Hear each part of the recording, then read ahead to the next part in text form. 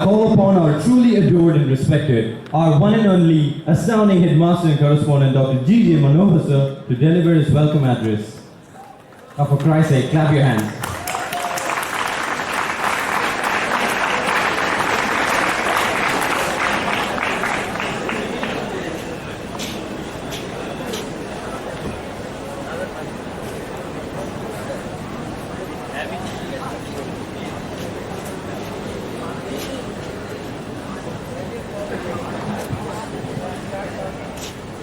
Respected chief guest of today's program, Mr. Sweden Manohar, assistant headmasters, headmisters, my dear teachers, and my dear first standard students. It's indeed a great joy to have this farewell today, in spite of a lot of challenges, where the whole of Chennai is writing your English exam today, whereas I made this exam to be conducted a day before in order to give this day for you. And it's a great joy to have Sweden Manohar, whom I know for a quite long time, more than 15 to 20 years, because he's come to our church, he's known to my wife, and as a family friend, as a man of God who works among young people. His passion is to work with young people.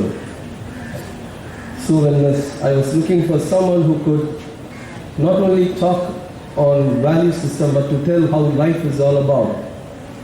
And when Malati man said we have Sweden, he's talk and leads talk. I don't know how many of you have gone through that in your YouTube.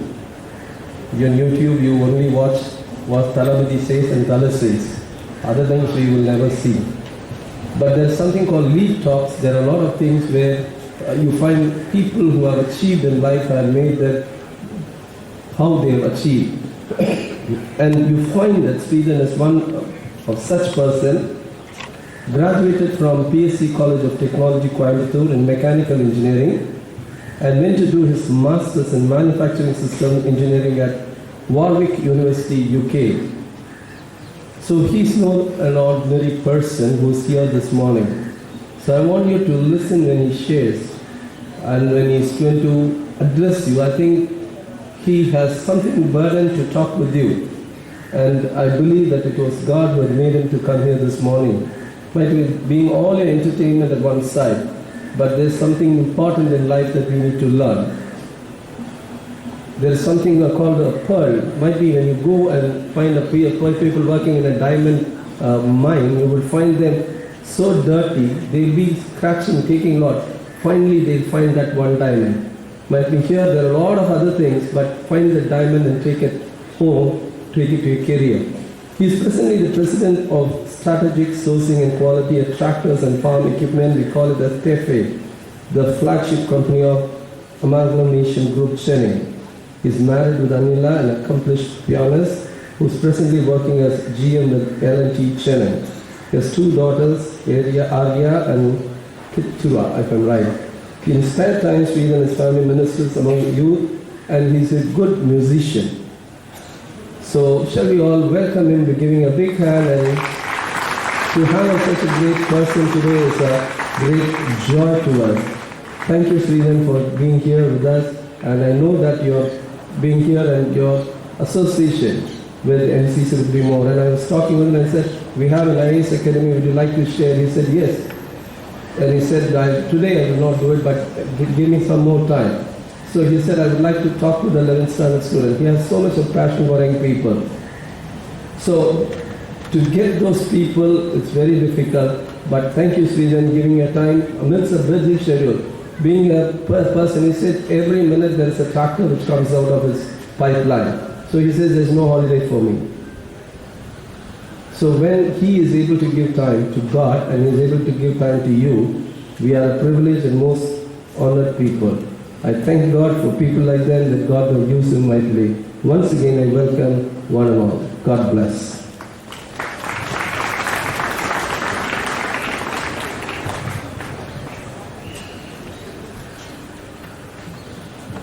Thank you so much for your charming words, sir. I call upon our respected teachers, Mr. N. Chandran, followed by Mr. D. Daniel Vasandan to deliver some words to inspire us in this beautiful occasion.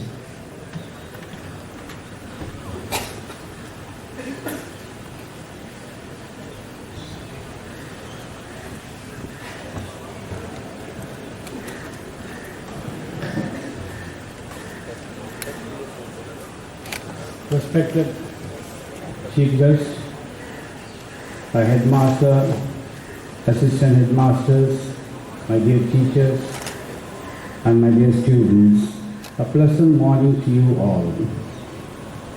It gives me immense joy to address the youth, the future of the nation. When you are at the fag end of the school life, it is customary to advise you all, but I know you have had enough of it from your teachers, headmaster, and parents. So I just want to leave few thoughts before you. Once you go out of this portal, you will have to enter the gates of big universities. You have to prepare yourself for this change from school to college. Here in the school, you are continuously monitored by your teachers, and teachers are guiding you whenever you have a problem. Teachers are there, headmaster is there to guide you. But when you choose a wrong direction, teachers will guide you. But the path that you're going to choose now will have no signboards. You will have to find the right way yourselves. In fact, you are all lucky to have studied in MCC school, because here we had opened the windows for you to have a glimpse of the opportunities around the world. But what we have showed you is just a drop in the ocean. You have a plethora of opportunities to choose from, and choose the one that kindles your interest. Sometimes we choose the best course with best job opportunities, but fail to accomplish it for lack of interest. So choose the one which interests you. To choose a career you love, and love the career that you choose. You will definitely succeed in your life. Boldly go in the direction of your dreams. Stand tall and show the world what you are made of. When the world beats you down, find a reason to get back up again. Never give up on success. Try, and try again. Feed your mind ideas with success, not failure. Remember, the only way you can fail is to give up, so never give up. Every time you fail, you come closer, one step closer to success. Give it your best, and your dreams will come to life. Success is yours. Do not make any mistake in the selection of career course, because you and only you are responsible for your life. You cannot blame anyone anymore. I hope you remember about Asia Pacific University, Japan. We have told you many times. They offer BBA courses with up to 100% scholarship. The main criterion for the scholarship is your English language skills. If you think that science or mathematics doesn't interest you anymore, you can choose management studies. Some of the students are doing extremely well in the university, and a few of them completed their course and working in Japan. This is just an example. Many of our students are pursuing their graduation abroad. Wherever you go, you will find an MCCM, studying or working. So MCC school doesn't guide you only in school level, but throughout your life. I wish you all success in all walks of your life. Thank you for the opportunity. God bless you. Thank you.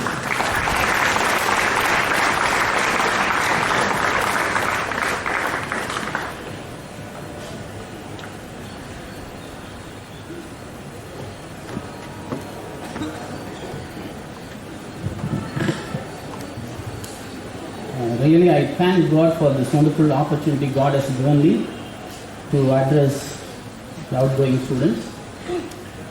Before I got appointed here in MCC school, I was working in another school in the city, and there I had a student. He was very intelligent. He had educated parents. But one day, his father came and spoke to me about his son. He said, "Sir, my son doesn't listen to me at all. He wants everything the way he wants to do. We do not have control over him. We find it very difficult." Then what I did, I spoke to him, I advised him, I tried to bring some change in his life, but he never listened to anybody. Then what happened? I lost touch, and during the course of time, he asked for a cycle, father provided him. When he came to 10th standard, he asked for a bike, but this time father denied. Then after a few years later, when I happened to meet his father, I asked him, "What about your son? What is he doing?" He told me, "Sir, it is a very sad story. The boy has never listened to us. Now he is working in a petrol bunk as a filler station boy attendant. Really, I felt very sad. Why he came to this level? Because of one reason, he chose wrong thing at wrong time. He invented his own disaster." Say in the Bible, everybody knows there is a familiar parable, that is prodigal son. The prodigal son is, though it is very simple parable, it is profound with the truth. There was a rich father. He had 2 sons, and there were many servants working in his estate. But one day, the younger son came to his father and asked him, "Father, I want my share of property, please you give me." Father gave him his property. He took it and he went to distant country. He involved in wild living, wicked life. He lost his wealth. When he lost his wealth, he began to be in need. When he was in need, he started to starve. When he started to starve, he approached a man and he hired himself to be his servant. That man sent him to the field to feed the pigs. When he was feeding the pigs, he longed to fill his stomach with the feed of the pigs. Really, he felt very sad. He talked to himself, "If in my father's house there are many servants, they are fed well, they have more than enough, but I am here starving to death." He said, "I am dying of starvation. I am dying of hunger." Why he came to this level, this deplorable condition? Because of one reason. He chose wrong thing at wrong time. When he chose wrong thing at wrong time, he ruined his life. This is a known fact. Every father who has his property, that will be inherited by his son. Everybody knows that. But it takes time. According to its time, according to father's will, that property will be inherited by the son. But what wrong step the son has taken here? What wrong decision he has taken before his father's time? He took his own time, he spoke to father and he wanted his property.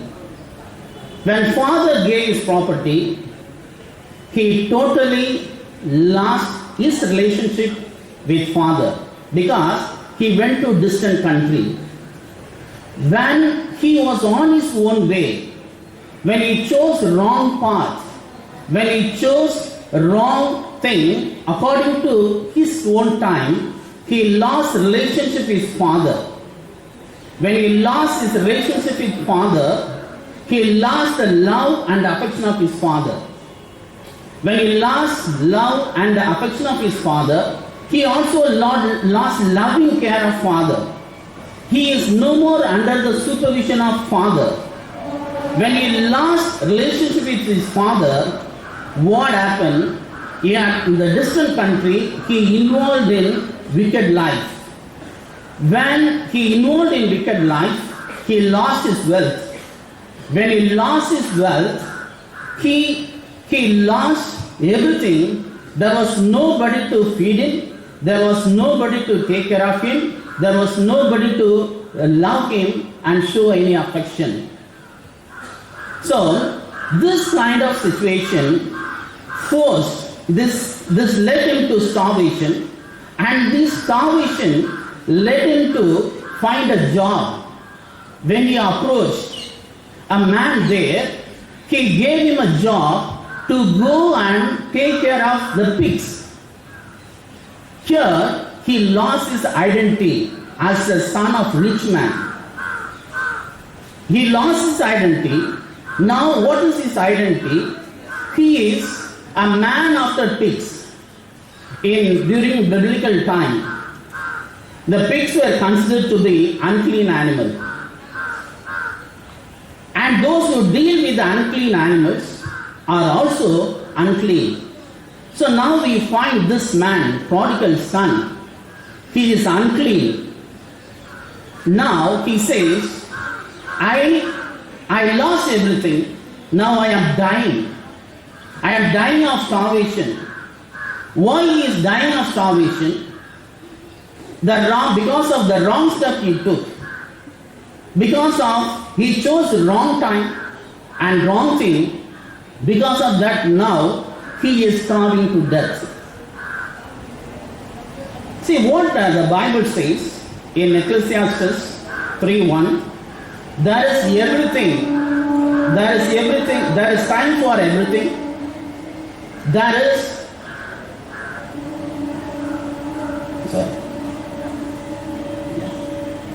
is time for everything, and also there is a season for every activity under heaven. See, there is time for everything. There is set time, and there is season for every activity under heaven. See, during the time of sowing seeds, and when the crop should grow, there should be rainfall. If there is no rainfall, there will not be crop. And the same way, the time of harvest, there should not be rainfall. If there is rainfall, crop will be affected and the farmers will be great under loss. Here, God has planned. God has set time to do everything at set time. Not somebody's own time, somebody's own choice. And also, here it is said in Ephesians 6:1, children, obey your parents in the Lord, for this is right. See, what kind of, here prodigal son chose the wrong direction, wrong thing at wrong time. The same way, the student whom I talked to you about, he chose wrong thing, wrong time. Both of them lost. Both of them ruined their lives. Now, you are going through very difficult time at this stage. I am not talking to you regarding your exams or in terms of your academics. No. You are in adolescent stage. You are going through difficult time. When you are going through difficult time, there is a rapid biological growth and there is emotional ups and downs. You get angry, you are irritated, and there is frequent conflict between you and your parents, and also there is a peer influence, peer pressure is there. Your friends try to take you the wrong side of life. And also there is opposite sex attraction. How you manage yourself? You think you can go away from your parents, you can break relationship with your parents, and you can be on your own. But this is the time, at adolescent stage, you need your parental care. You need your parents and family members' support. You need emotional security from your parents. You need guidance from your parents. But if you try to be on your own, definitely you will ruin your life. That is what it is said beautifully. There is a season, there is a time for everything, there is a season for every activity. So, children, obey your parents in the Lord, for this is right. So, this is the right choice before you. And the second verse says, honor your father and mother, which is the first commandment with a promise. Honor your father and mother. This is a first commandment to you with a promise. What is the promise given there? In the third verse it said that it may go well with you. Only when you obey your parents, only when you honor your parents, it will go well with you. You will be good. And with that, it is added one more thing, that you may enjoy long life on the earth. So if you want to enjoy long life on this earth, you have to obey your parents, for this is right. You have to honor your parents. The prodigal son, no?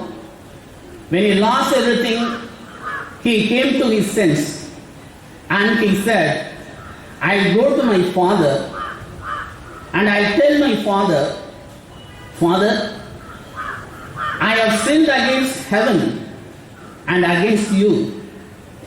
Forgive me. You just consider me as one of your servants in your estate. I'll be happily doing it. Say, one thing you have to observe here.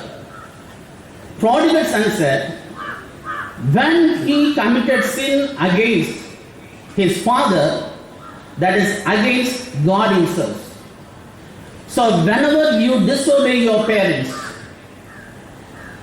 you are dishonoring and you are not taking right decision. And you are sinning against your father, not only against your father, even against the God himself, God the Creator. Whenever dishonor your parents, you are not just dishonoring your own father and mother, and also you are dishonoring the God the Creator. So you need to be correct in taking decision. So choose right thing at right time, wait for the Father's time, and you will be blessed. May God bless you. Thank you.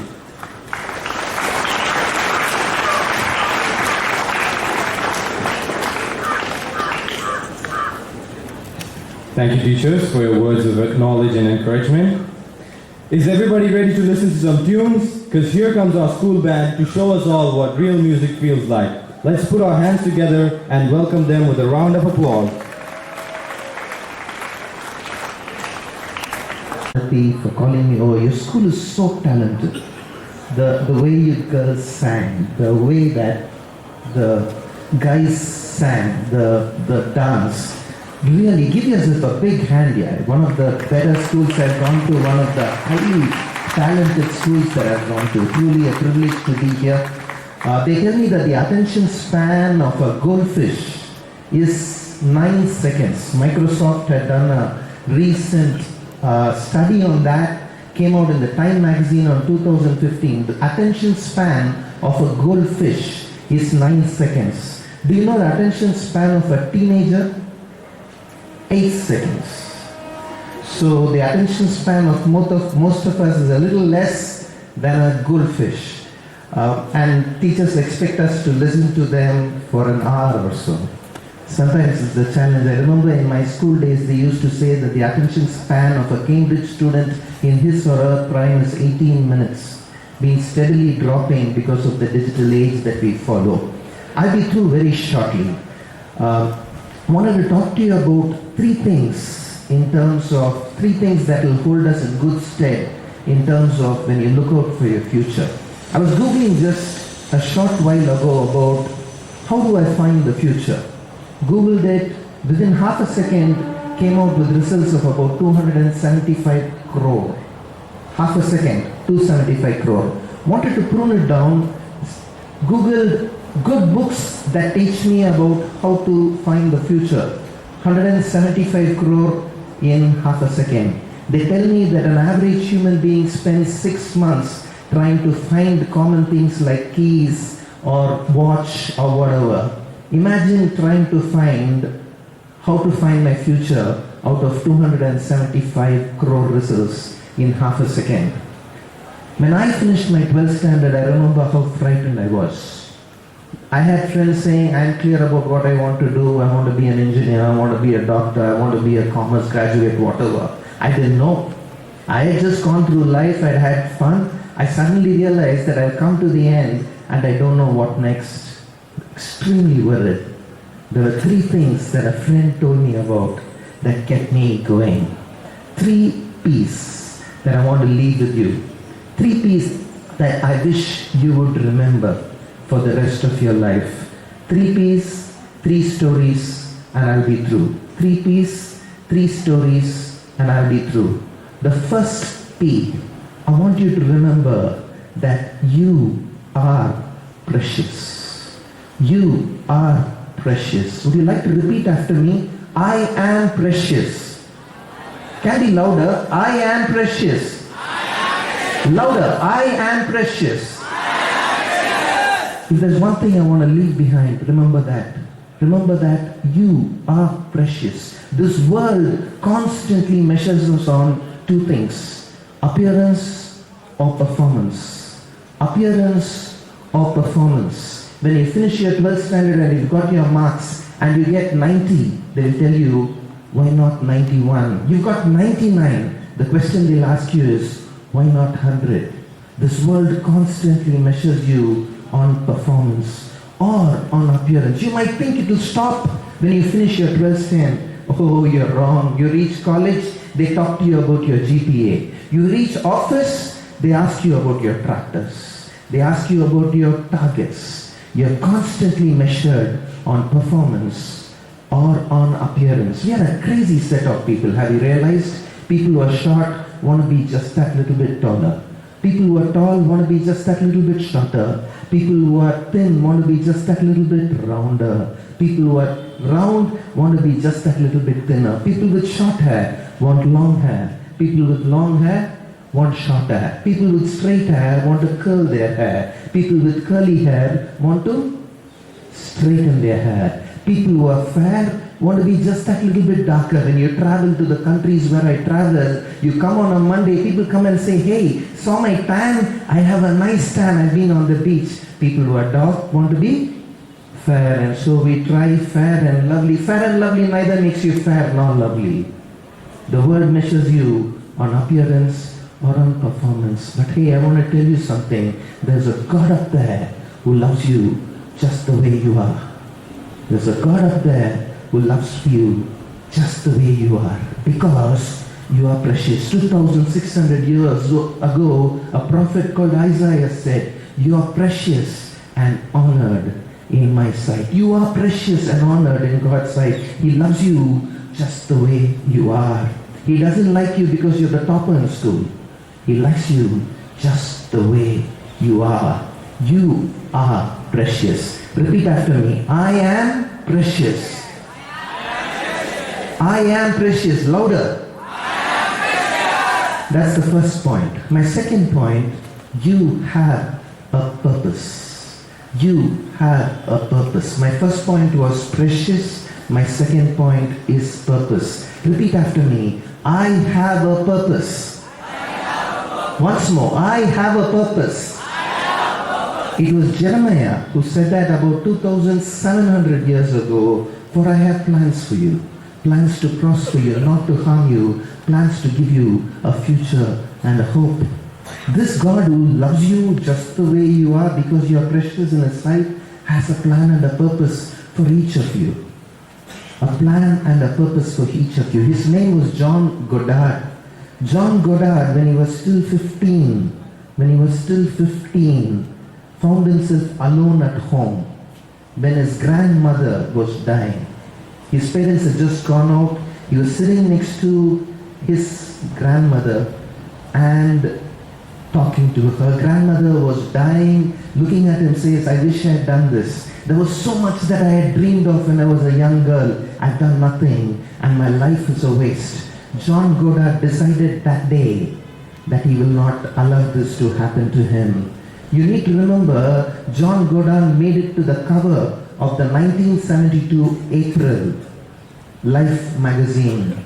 This John Goddard, when he was 15, wrote down on a piece of paper 122 things that he wanted to complete before his dying day.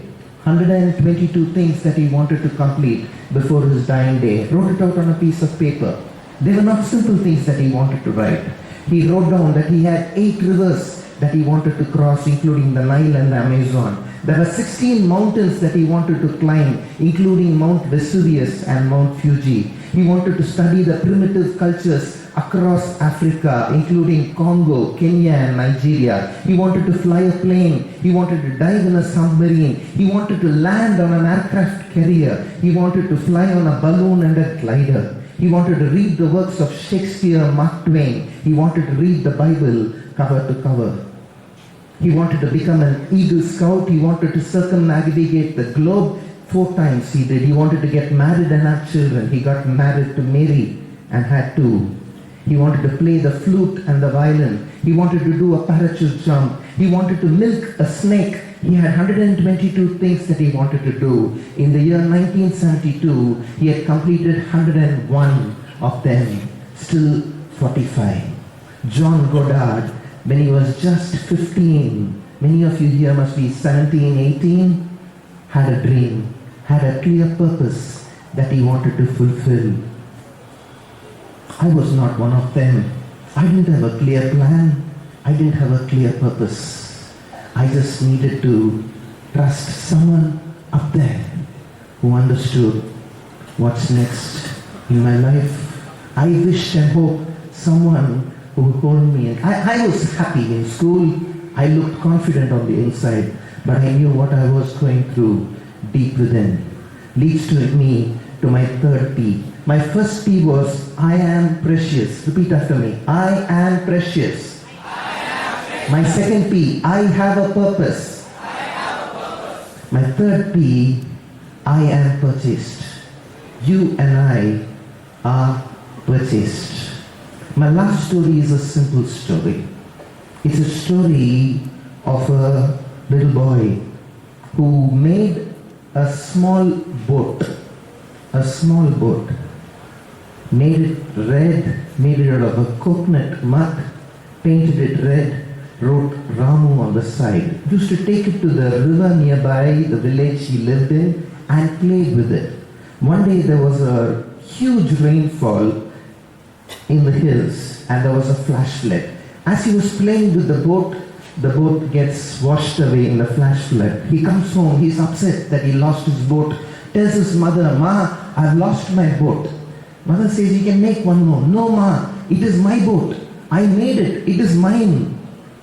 But his mother said, forget about it, cried himself to sleep. The next week, a short while later, he and his mother go to meet his aunt in the village nearby. As he goes into that village, he sees in the shop a boat sees it's red, goes close to it, sees the name Ramu written on it, realizes that it's his boat. He goes to the shopkeeper and tells him, shopkeeper, shopkeeper, that's my boat. You can see my name on it. The shopkeeper says, maybe it was yours, but now it's mine. You need to pay to take it back.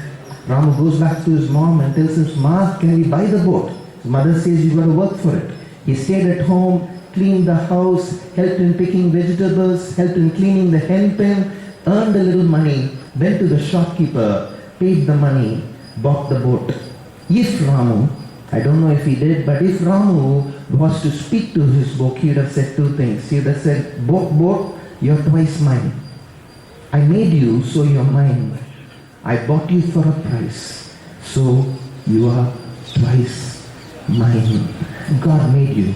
I told you you're precious. You know why?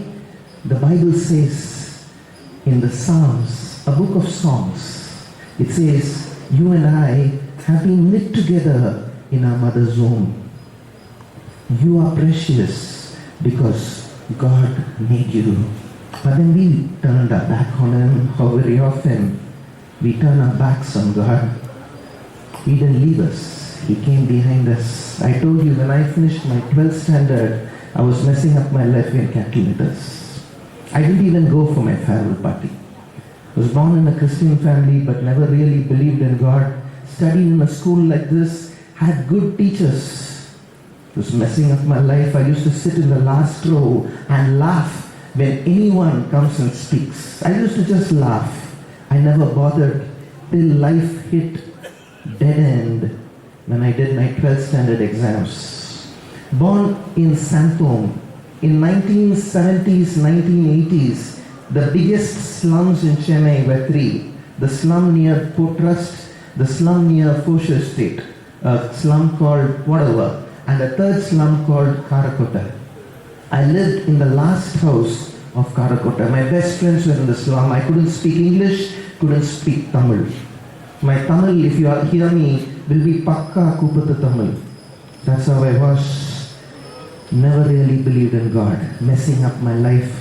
12th standard maths public exam, I got caught copying.